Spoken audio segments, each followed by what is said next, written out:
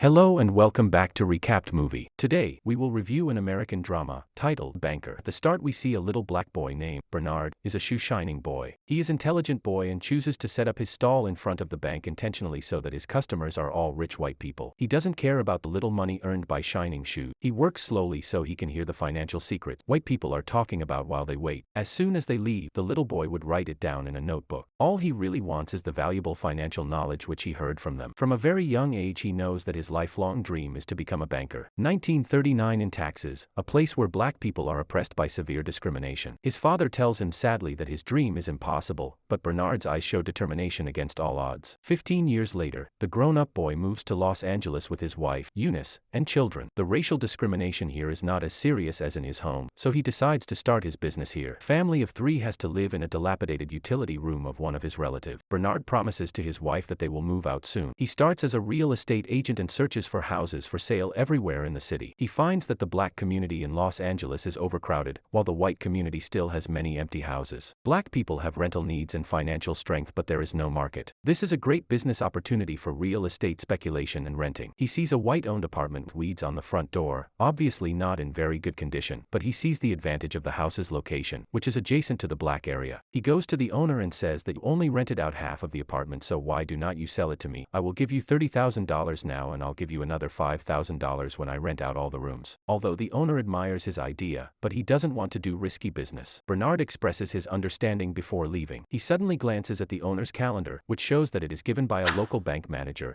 so an idea comes to his mind, and he says goodbye to the owner. After that he goes to the bank direct, where he finds the manager who sent the calendar. The manager's secretary, who discriminates against black people, refuses to introduce him to the manager. However, he still waits for a few hours at the bank door, and when the manager comes out, he stops him immediately and says, I know one of your VIP customers, the business I do will benefit him, and I hope you can approve a loan for me. But the bank manager rejects him without thinking. That night, he receives a call from the owner. The owner asks him, did you use my name to try to get a loan? He has no choice but to apologize. Unexpected, the owner does not blame him but admires his belief that he will not give up until his goal is achieved. The owner decides to guarantee the loan for him, so he gets the first loan in his life from the bank, and buys the property. An old white lady has just come home from shopping. She sees a black man at her door. She asks what you are doing here. The black man answers calmly, I'm renovating the apartment building. The old lady speaks, you should be careful, but Bernard responds, do not worry, this is my building and I will definitely take good care of it. Speechless old lady goes home angrily. However, police come soon, after they tell Bernard that an old lady called the police and then asked him if he pretended to be the owner and contradicted her. Unexpectedly, Bernard takes out a copy of a real estate certificate. It turns out that he has foreseen trouble, so he is prepared in advance. The police realize that the house really belongs to him, so they leave in a huff. That night, Bernard returns to the apartment building. The old lady at the door sees him and immediately tells him to get out because it is not the time for renovation. Meanwhile, Bernard still replies calmly, I am not a renovation worker, now I am the owner. The old lady is dumbfounded, and a few days later she moves out angrily because she does not want to live in the same building with black people. As soon as the old lady leaves, Bernard rents out her house to a black lady. Sure enough, the black tenant market is huge.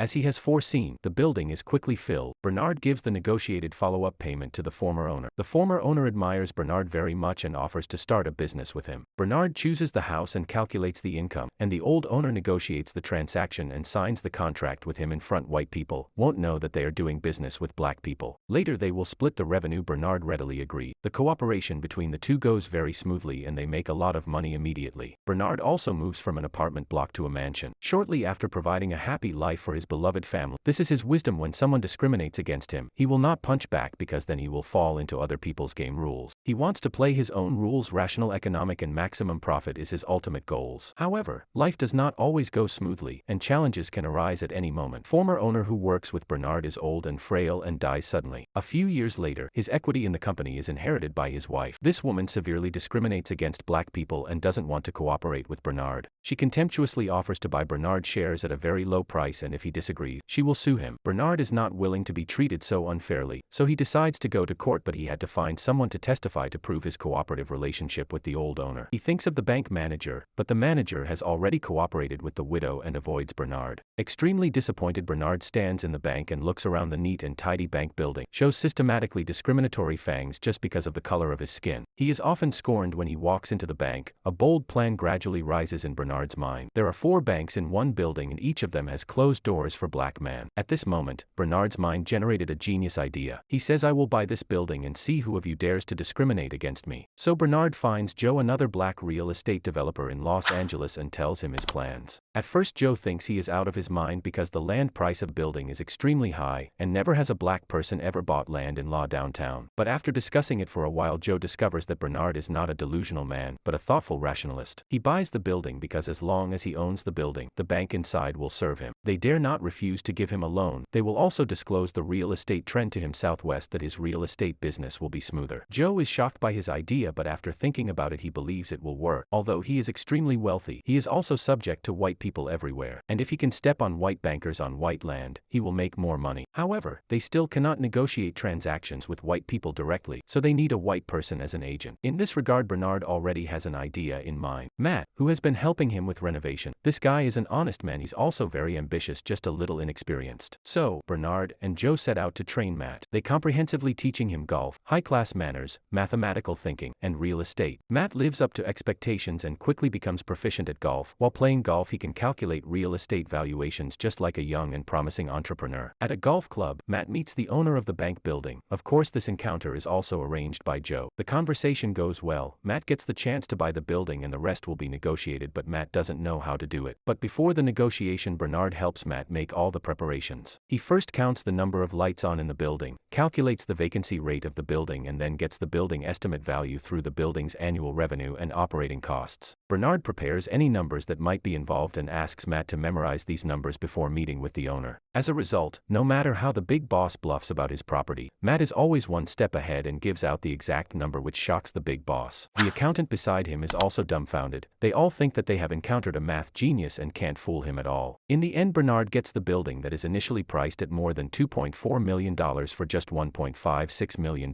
From then on, whenever Bernard goes in or out of a building, the president of every bank will come to shake his hand. The little manager who made things difficult for him in the past is shocked with the support of the banking industry. Bernard and Joe's real estate careers expand rapidly. They break the strict zoning of Los Angeles's black and white segregation. However, now blacks move into white neighborhoods. Soon after, they even get received by the vice president. Several years later, in 1963, Bernard takes his family back to Texas to visit his father, Britton. After their dinner, Britton tells Bernard that he is proud of his accomplishments. The next day, Bernard walks around town with his son. Before they know it, they are standing in front of the bank, where Bernard worked as a shoeshine boy. At that time, Texas was the most racist place in America. They meet a young boy shining shoes just like Bernard used to do when he was little. To Bernard's surprise, the boy will only work on the shoes of white people. This little incident touches Bernard and awakens his sense of responsibility to his fellow man. He secretly makes up his mind that he must change the status quo and help the black community in his hometown. The next day, Bernard visits Joe and tells him that they should buy the mainland bank in Texas. Joe thinks Bernard is out of his mind because the racism in Texas is so severe. However, Bernard manages to show compelling reasons to make the purchase. In the end, Joe agrees to help Bernard. They recruit Matt again and use him to be their front man. Once more, they meet with the bank owner Florence Sr. and Jr. to discuss the numbers of the deal. Despite Florence Jr.'s suspicions, Sr. sells the bank to Matt and his partners. Bernard gets to work and starts helping the African in town. It would seem that Bernard's goal is to help his fellow men get a fair chance at housing and even money-making opportunities.